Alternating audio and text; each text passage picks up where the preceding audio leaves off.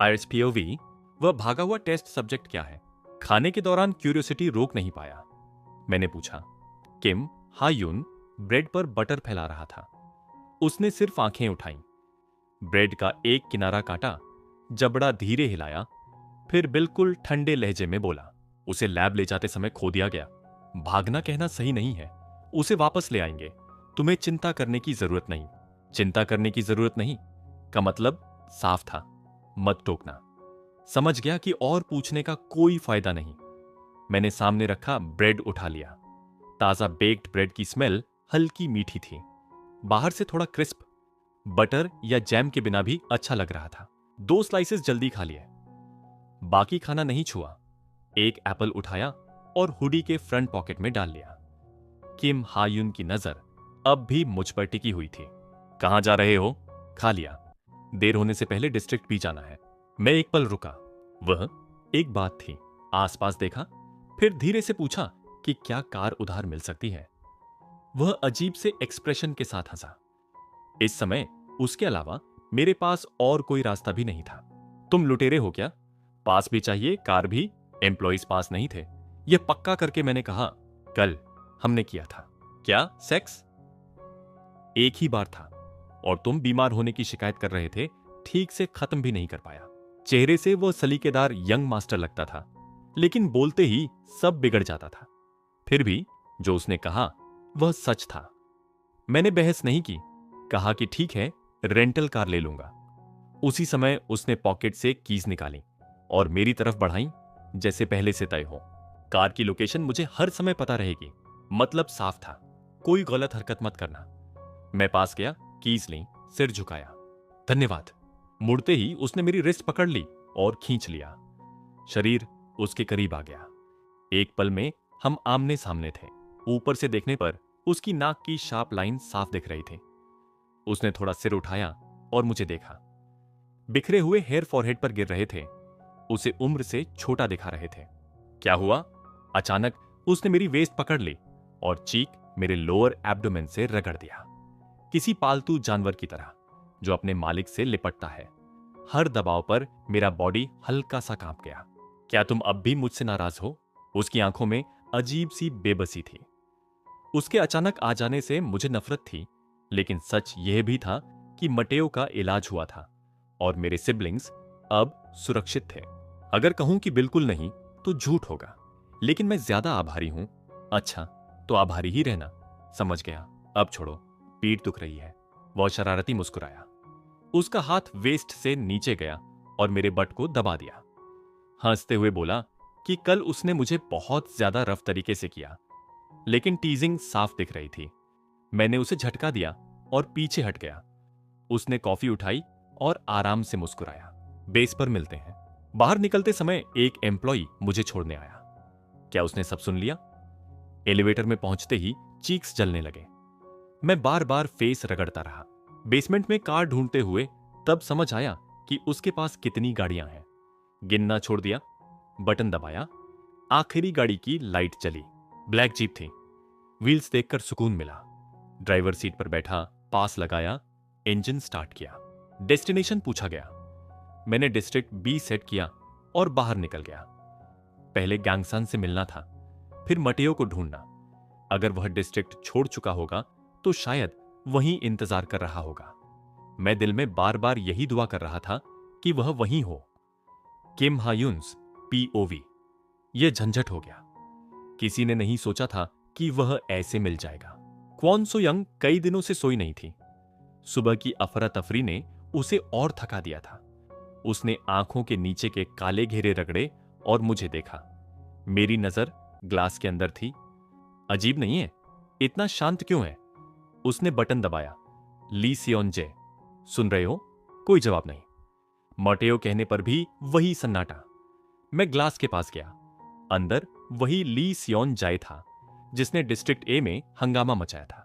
सुबह lieutenant park का call आया था। शक था कि वह मटेओ है।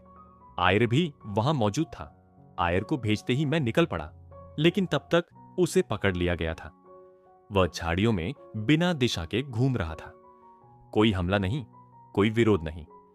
मैंने ग्लास पर हल्का नॉक किया। उसने धीरे से सिर उठाया। आंखों की चमक जा चुकी थी, प्यूपिल्स धुंधले थे, मुंह में तेज फैंग्स उगाए थे। क्वॉन सोयंग ने गहरी सांस ली। तुम बच गए थे, लेकिन ली सियोंजे क्यों नहीं? क्या इसलिए कि वह आधा है? अगर ऐसा है तो एक्सपेरिमेंट बेकार है। हमें दिल दोबारा चलाना है, पूरी तरह ठीक करना है। अगर तुम्हारी मां होश में होती तो मैं उससे पूछती, गलती कहां हुई? मेरी मां जोना पर रिसर्च कर रही थी। जोना अलग तरह की इन्फेक्टेड थी, पूरी समझ और कंट्रोल के साथ। उसका ब्लड बाकी सबसे ज्यादा असरदार था। बचपन में मैं एक रेयर बीमारी से मरने के करीब था। डॉक्टर्स हार मान चुके थे। तब मां ने फैसला लिया। बिना पिता से पूछे जोना का सीरम मेरे बॉडी में डाल दिया। मैं बच गया। इसके बाद मां ने जोना के वूम में बच्चा बनाने का एक्सपेरिमेंट शुरू किया। मैं जोना से मिला था। उसका बेली हर बार बड़ा दिखता था। मैं उस बच्चे के बारे में सोचता था। एक दिन मेरी पसंदीदा डॉल जोना को दे दी गई, बच्चे के लिए। लेकिन उस दिन जोना ने कैसी शक्ल बनाई थी मुझे याद नहीं। फिर वह दिन आया। सर्जरी के दौरान जोना ने सबको मार डाला। मेरी मां मुश्किल से बची। उस दिन क्वॉन सो यंग सीरम का दूसरा सैंपल लेकर आई थी। अगर यह भी नाकाम रहा, हयून, क्या उसे सच बता दें? नहीं, आयरे पहले ही टूट रहा था। नदी के पास चुप बैठना, कल सिंपैथी दिखाकर पास मांगना, सब मैंने देखा था। उसके भीतर दर्द सहते हुए स्वीकार करना मुझे अजीब तरह से चुभा, क्योंकि उसके और उस पिता बेटे के रिश्ते के बीच मेरे लिए कोई जगह नहीं थी। अगर उसने यह हालत देख ली तो सब बिखर जाएगा। अगर वह अपनी मां जैसा निकला तो इंस्टीट्यूट मिट्टी बन जाएगा। ली सेओन जाए। कोई जवाब नहीं। मैंने धीरे से कहा, अपने बेटे से कुछ कहना है? आयरे से? ली सियोन जे ने सिर उठाया, हवा में देखा, जैसे किसी को ढूंढ रहा हो, जैसे आयर को। फिर थककर सिर झुका लिया। मैंने आंखें बंद की, सांस छोड़ी, बाहर निकल गया। अने कार के पास लेफ्टिनेंट पार्क खड़ा था। चेयरमैन आपको सीधे घर बुला रहे हैं। क्यों? आज यंग मिस्ट्रेस का बर्थडे है। मैं हंस पड़ा। पिता ने मेरी मां के कोमा में रहते दूसरी शादी कर ली थी। नई औरत मुझसे छोटी थी। मां कहलाने लायक नहीं, उसका मेरे साथ फ्लर्ट करना। कभी कभी मन करता है सब उलट दूं। मेन हाउस चलो, रास्ते में फूल ले लेना। कार चल पड़ी। खिड़की से बाहर भागती तस्वीरें, दिमाग में बहुत कुछ। फिर मैं सीट से टिक गया और आंखें बंद कर लीं। आयर्स पीओवी छुट्टी के दिन बाहर क्या कर रहे थे? सीओ यंगजुन की आवाज ने मुझे अचानक खींचकर वर्तमान में ला दिया। मैंने इधर उधर देखा। कैफेटेरिया अब सोल्जर्स से भरा हुआ था। खाने की ट्रेस, आवाजें, हंसी, सब कुछ बहुत नॉर्मल। लेकिन मेरे अंदर कुछ भी नॉर्मल नहीं था। मैं खाना ले रहा था और एसीओ यंगजुन मेरे पास खड़ा था, चेहरा साफ तौर पर चिंतित। ये तो पूरी तरह गड़बड़ हो गया है। जो मीट तुम्हें सबसे ज्यादा पसंद है उसे यूं ही छोड़ दिया। अब ध्यान गया। मेरी ट्रे में सिर्फ सैलेड था। आमतौर पर मैं मीट के लिए दोबारा लाइन में चला जाता, लेकिन आज इतना भी करने की ताकत नहीं थी। जैसे तैसे थोड़ा सा खाना लिया और अपनी सीट पर जाकर बैठ गया। एसीओ यंगजन भी पीछे पीछे आया और बैठते ही मेरे चेहरे को ध्यान से देखने लगा। सच में ठीक हो ना? मैंने जबरदस्ती मुस्कुराया और सिर हिला दिया। नहीं, मैं ठीक नहीं था। कल किम हायून की कार लेकर डिस्ट्रिक्ट भी गया था। गैंगसन से मिला। पूरी बात सुनते ही वह रोते रोते टूटने वाला हो गया था। किसी तरह उसे संभाला। फिर मटेओ जहां जहां जा सकता था हर जगह ढूंढा, लेकिन कुछ नहीं मिला। एक भी निशान नहीं। आखिरकार खाली हाथ लौटना पड़ा। मैं फिर से कहीं खो गया था। एसीओ यंगजुन ने मेरी ट्रे में मीट उठाकर मेरे राइस पर डाल दी।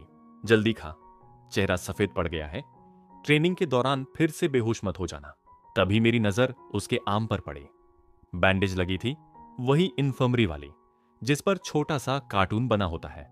मुझे याद आया, जब अनीमिया चेक करने के लिए मेरा ब्लड लिया गया था तब मेरे आर्म पर भी वैसी ही बैंडेज लगी थी। ब्लड टेस्ट कराया? हाँ, आज सुबह इन्फर्मरी गया था। सोल्जर्स का रेगुलर ब्लड टेस्ट होता है। ग्रुप में रहने की वजह से किसी बीमारी के फैलने से पहले पता चल सके, ऐसा मुझे बताया गया था। कभी कभी किसी खास बीमारी का पता चल जाए तो दवा दी जाती है या लीव की सलाह। मीट खाओ, इतना ब्लड निकला होगा, थकान तो होती ही है। मैं बुदबुदाया। एसीओ यंगजुन ने हैरानी से सिर टेढ़ा किया। क्या बोल रहे हो? मैंने हाथों से समझाने की कोशिश की। इतना ब्लड निकलता है तो चक्कर नहीं आते? मुझे तो आते हैं। वह सुनकर हंस पड़ा, जैसे मैं कोई बेवकूफी की बात कर रहा हूं। इतना ज्यादा नहीं निकालते। तुम्हें लगता है पूरा बैग भर देते हैं? उसने बताया कि बस आधी सिरिंज जितना ही लिया जाता है। यह सुनकर मैं उलझ गया। तुमने ठीक से देखा था? कहीं तुम्हें ही चक्कर आ रहा हो और गलत देख लिया हो? मैंने सिर हिला दिया। नहीं, मैंने साफ देखा था। स्पेशल पैक में भरा हुआ ब्लड, लगभग 500 सीसी। एसीओ यंगजून का चेहरा थोड़ा सख्त हो गया। और कहीं दर्द तो नहीं? उसकी आवाज में चिंता थी। इतना ब्लड लेने की क्या वजह हो सकती है? बैटलफील्ड में इमरजेंसी ट्रांसफ्यूजन के अलावा, ट्रांसफ्यूजन मतलब किसी और को मेरा ब्लड देना। इन्फर्मरी के डॉक्टर की बात याद आई। उसने कहा था कि अब आर्टिफिशियल ब्लड इस्तेमाल होता है, लेकिन पहले ब्लड डोनेशन नाम की चीज होती थी, लोगों को बचाने के लिए। बोलते बोलते उसने मुझे कैंडी दी थी। कहा था कि पहले ब्रेड भी दिया जाता था। अगली बार फिर ऐसा हो तो जरूर पूछना, कुछ अजीब है। तभी क्लास में सुनी एक बात अचानक दिमाग में चमकी। वायरस फैलने के बाद कुछ बीमार लोगों की हालत इन्फेक्टेड बनने के बाद बेहतर हो गई थी, इसलिए कुछ लोगों ने जानबूझकर इन्फेक्शन लिया था। सुना था कि इन्फेक्टेड का ब्लड थोड़े समय के लिए इलाज जैसा असर करता है। क्या दिमाग में बिखरे हुए टुकड़े जैसे अचानक अपनी जगह बैठने ही वाले थे कि लाउडस्पीकर पर अनाउंसमेंट गूंज उठी। Code black, code black. All officers and non commissioned officers full gear के साथ तुरंत परेड ग्राउंड पर इकट्ठा हों। हर तरफ हलचल मच गई। लोग ट्रेज ऐसे फेंकने लगे जैसे कचरा हो और बाहर की ओर दौड़ पड़े। कोड ब्लैक मतलब इमरजेंसी। मेरा दिल अजीब तरह से तेज धड़कने लगा। खाना अब मुंह से उतर नहीं रहा था। पेट में खालीपन नहीं, बल्कि कोई अनजान डर भरता जा रहा था। मैंने जल्दी से ट्रे लौटाई और बाहर निकल गया। एसीओ यंगजन मेरे पीछे पीछे आया। तुम खाना खत्म करके आना। इस हालत में कैसे खाऊं ह्योंग? आज हो क्या रहा है? हॉलवे में पहुंचते ही देखा परेड ग्राउंड पर हेलीकॉप्टर इमरजेंसी लैंडिंग की कोशिश कर रहा था। सोल्जर्स लाइन में खड़े थे। एसीओ यंगजन का चेहरा सख्त हो गया। यह क्या है? रिबेल आर्मी ने हमला कर दिया क्या? उसी पल ओ नामगी बीच में घुस आया। रिबेल नहीं, रिसर्च लैब में रायट हुआ है। कौन सा लैब? एनके, जहां इन्फेक्टेड रखे जाते हैं। सीधे बोलो, हुआ क्या? ओ, नमगी ने इधर उधर देखा और आवाज धीमी कर ली। सीनियर एनसीओ ने बताया है, किसी को मत बताना। कल लाया गया एक इन्फेक्टेड भाग गया है। पूरी जगह सील कर दी गई है। अभी हालात बहुत खराब हैं। एसीओ यंगजन सिहर गया। डरावना है? मां को कॉल करके बोल दूं बाहर ना जाए? ओ नमगी हंस पड़ा। चिंता मत करो, मार ही देंगे। ऑफिसर्स ही बुलाए गए हैं, इसका मतलब समझो। तभी दोनों ने महसूस किया कि मैं अब तक हिला भी नहीं था। आयर, ठीक हो? दिमाग में सब जुड़ता चला गया। सुबह A5 डिस्ट्रिक्ट की स्ट्रीम में एक अनआइडेंटिफाइड इन्फेक्टेड देखा गया। संभावना है कि वह एस्केप्ड एक्सपेरिमेंट सब्जेक्ट है। On site kill, escaped experiment subject. मेरी आंखें जोर से बंद हो गईं। नहीं, मैंने पल भर भी नहीं लगाया। उलटी दिशा में दौड़ पड़ा। पीछे से नाम पुकारने की आवाजें आ रही थीं, लेकिन रुकने का समय नहीं था। सीधे इन्फर्मरी की ओर भागा। डोर खोलते ही नर्स घबरा गई। क्या हुआ? मैंने उसे झटक दिया। पास रखा स्कैल्पेल उठाया और डॉक्टर के ऑफिस का दरवाजा लात मारकर खोल दिया। कहीं दर्द? उसकी बात अधूरी रह गई। स्कैल्पेल देखकर उसने इमरजेंसी बटन दबा दिया। नर्स अंदर आई, फिर बाहर भागी। मैंने दरवाजा बंद किया और डॉक्टर की ओर बढ़ा। वह पीला पड़ चुका था। वह नीचे रखो अभी। मैंने उसका कॉलर पकड़ा, दीवार से दे मारा और स्कैल्पेल उसकी ठोड़ी के नीचे रख दिया। बाहर से दरवाजे पर जोर जोर से थप्पड़ पड़ने लगे। अब से हर सवाल का सच जवाब देना। झूठ बोला तो यहीं गला काट दूंगा। यह अच्छा नहीं है। नाइफ रखो। ब्लेड और पास गई। स्किन कट गई, ब्लड निकला। बोल। रिसर्च लैब भेजा था। डिटेल्स मुझे नहीं पता, कसम से। उसी पल दरवाजा टूट गया। सोल्जर्स अंदर घुसे। स्कैल्पेल छीन लिया गया। दोनों बाजुओं से पकड़ा गया। आवाजें गूंज रही थीं, लेकिन मेरे कान बज रहे थे। मैं इतना अंधा कैसे था? क्यों नहीं समझा? माटियो को मैंने सिर्फ मेंटल इलनेस समझ लिया। डिप्रेशन, एंग्जाइटी, जबकि वह लोगों की गर्दन तक काट चुका था, मुझे घसीटते ले जाया जा रहा था। अचानक होश आया। मैंने झटका दिया। किसी ने पीछे से गला दबाया। पागल हो गया है। पंच, किक, सब बरसने लगे। नॉर्मली मैं चुप रहता, आज नहीं। मैंने सिर पीछे झटका। पीछे वाले एनसीओ के चेहरे पर लगा। वेस्ट से पिस्टल खींच ली। गन नीचे रख। बैंग, सीलिंग पर गोली चली। सीमेंट झरने लगा। हिले नहीं, वरना अगली गोली। फुटस्टेप्स आ रहे थे। मैंने गन फेंकी और बिना सोचे विंडो की ओर दौड़ा। क्रैश। ग्लास टूटा। दूसरी मंजिल से गिरा, जमीन पर लुढ़का और दौड़ पड़ा। पकड़ो उसे। किम हायून की कार पास ही पार्क थी। मैं उसे चलाकर खुद देखने जा रहा था। भगवान करे ये डर सिर्फ डर ही निकले। पल्स रेट बढ़ रहा है। बॉडी में एबनॉर्मल साइंस डिटेक्ट हुए हैं। क्या यह इमरजेंसी है? अगर चाहें तो ऑटोनोमस ड्राइविंग पर स्विच कर सकता हूं। इमरजेंसी होने पर डेस्टिनेशन हॉस्पिटल कर दूं। रेस्क्यू टीम कनेक्ट करूं? मैंने उस आवाज को पूरी तरह इग्नोर किया। स्टीयरिंग व्हील को दोनों हाथों से कसकर पकड़ रखा था। एनके रिसर्च इंस्टीट्यूट की तरफ कार पागलों की तरह दौड़ रही थी। आगे चल रही गाड़ियों को ओवरटेक करते हुए मैंने एक्सेलरेटर पूरी ताकत से दबा दिया। वार्निंग साउंड्स एक के बाद एक गूंजने लगीं। मेरे चेस्ट के अंदर कुछ तेजी से टूट रहा था। मैंने मुट्ठी से स्टीयरिंग व्हील पर जोर से मारा। चुप हो जा। उसी पल डैशबोर्ड स्क्रीन जल उठी। कॉल एक्सेप्ट होते ही किम हायून का चेहरा सामने आ गया।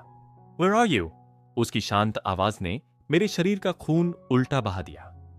कल सुबह तक, सिर्फ कल सुबह तक, मैं इसी आदमी के साथ उसी बेड पर था। ये याद मेरे अंदर छुरी की तरह घुसी। अगर मुमकिन होता, मैं अभी कार मोड़कर उसी वक्त उसे ढूंढता और अपने हाथों से मार देता। Don't you have anything to say to me? Return to the base immediately. मेरे मुंह से हंसी फूट पड़ी, खोखली, टूटी हुई। कैप्टन किम हायून को सब कुछ पता था। उसकी आंखें स्थिर थीं, एक्सप्रेशन वैसा ही रिलैक्स्ड। इतना नॉर्मल कि एक पल को मुझे लगा शायद मैं ही गलत हूं। मैं पूछ रहा हूं, तुम्हें मुझसे कुछ कहना नहीं है कमीने?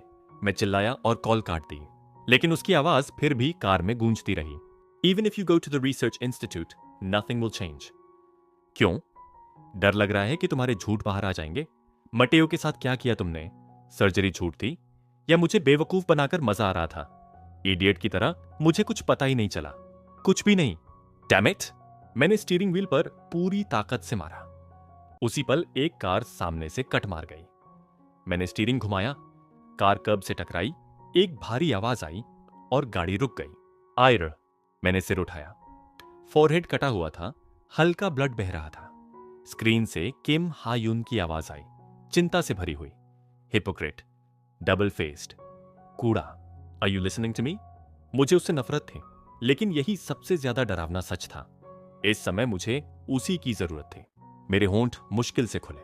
डोंट किल हिम प्लीज, मैं सब संभाल लूंगा। अभी आ रहा हूं, बस प्लीज उसे मत मारना। कोई जवाब नहीं। मैंने आंखें जोर से बंद कर ली। Captain please. स्पीकर से एक धीमी सांस निकली। Alright, but wait there, I will send someone right away. मैंने पूरा सुने बिना कॉल काट दी। इंजन स्टार्ट किया। हाथ की पीठ से आंखें रगड़ी, जल रही थीं। एक्सेलरेटर दबा दिया। रास्ते भर किम हायून की कॉल्स आती रहीं। मैंने एक भी नहीं उठाई। रिसर्च इंस्टीट्यूट के पास पहुंचते ही समझ आ गया, मामला मेरी सोच से कहीं ज्यादा बिगड़ चुका था। बिल्डिंग के ऊपर हेलीकॉप्टर चक्कर काट रहा था। सोल्जर्स और पुलिस चारों तरफ बैरिकेड्स लगा चुके थे। मैं कार से उतरकर दौड़ा, लेकिन किम दोचोल अचानक सामने आ गया। हे, तुम यहां कैसे पहुंचे? मटेओ कहां है? अचानक क्या बोल रहे हो? यहां क्यों आए हो? उसी समय किम स्योनो पीछे से आया, प्रॉपर मिलिट्री यूनिफॉर्म में। एरिया सी वाला शांत आदमी नहीं, मेजर किम स्योनो। उसकी मुस्कान गायब थी। उसने मुझे इशारे से बुलाया। किम दोचोल भी पीछे आया। मेजर, ये क्या है? आपने बुलाया? कैप्टन किम हायून का ऑर्डर है, इसे अंदर जाने दो और इंस्ट्रक्शंस का इंतजार करो। किम दोचोल भड़क उठा। तो अंदर जो लोग हैं, अगर वो मॉन्स्टर हमला कर दे तो मरने दें। मेजर किम स्योनो ने जवाब नहीं दिया। वह मुझे यार्ड पार कराते हुए अंदर ले गया। क्राउड के बीच से गुजरते हुए मेरी नजर क्वॉन सो यंग पर पड़ी। व्हाइट कोट में रिसर्चर्स के बीच खड़ी, परेशान, हमारी आंखें मिली। उसने पहले नजर हटा ली। उसी पल मुझे यकीन हो गया, वह भी जानती थी। किम हायुन भी शुरू से जानता था। एलिवेटर से टॉप फ्लोर पहुंचे। आर्म्ड सोल्जर्स हर तरफ। वेटरन ऑफिसर्स के चेहरों पर कठोरता थी।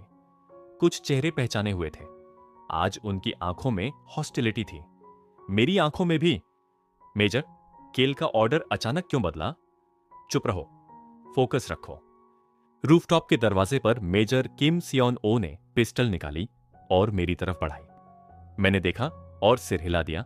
मैं ठीक हूं, अंदर तुम्हारा फैमिली मेंबर है ना? फिर भी रख लो। उसने पिस्टल जबरदस्ती मेरे हाथ में थमा दी। डोर खुला। गन्स एम्ड थीं। मैं अंदर गया। डोर भारी आवाज के साथ बंद हो गया। पिस्टल मैंने वेस्ट बैंड में रख ली। कॉर्नर मुड़ते ही उसे देखा, ब्लू सूट में रेलिंग पर खड़ा हुआ। मटेओ। मेरी आंखें भर आईं। मटेओ, क्लाउडी आइज, थोड़ा खुला मुंह, दिखते हुए फैंग्स, हर सांस के साथ गहरी ग्राउल। मेरा दिल बैठ गया। फिर भी वह जिंदा था। मटेओ। मैं आगे बढ़ा, वह पीछे हटा। हेलीकॉप्टर ऊपर घूम रहा था। सोल्जर की गन हमारी तरफ थी। मटेओ की नजर उधर गई। उसी पल मैं रेलिंग पर चढ़ गया। मटेओ, वह मुझसे गार्ड कर रहा था। यह देखना दर्दनाक था। Run away, Michael.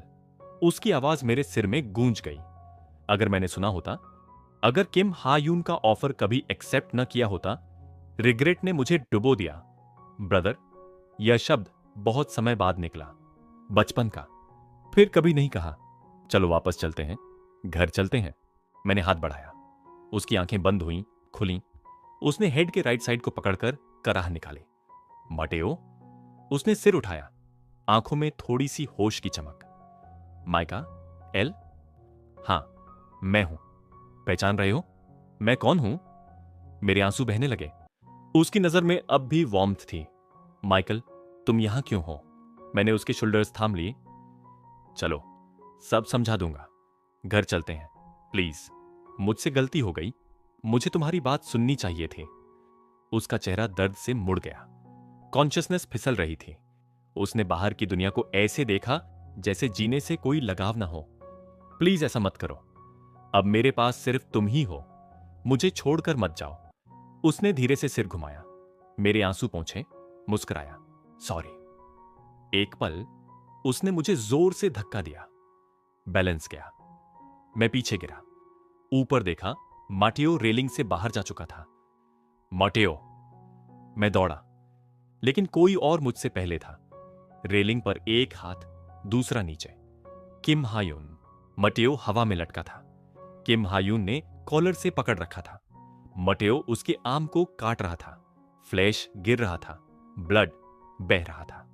किम हायून का चेहरा दर्द से बिगड़ गया। पूरी ताकत से उसने मटेओ को ऊपर खींचा और जमीन पर पटक दिया। Damn it. Armed soldiers rooftop पर भर गए। मैंने मटेओ को पकड़ लिया। शूट मत करो, प्लीज। मैंने सिर उठाया। किम हायून सामने खड़ा था, अपना फटा हुआ आर्म पकड़े हुए। उसकी आंखों में कुछ था और मेरे अंदर सब कुछ।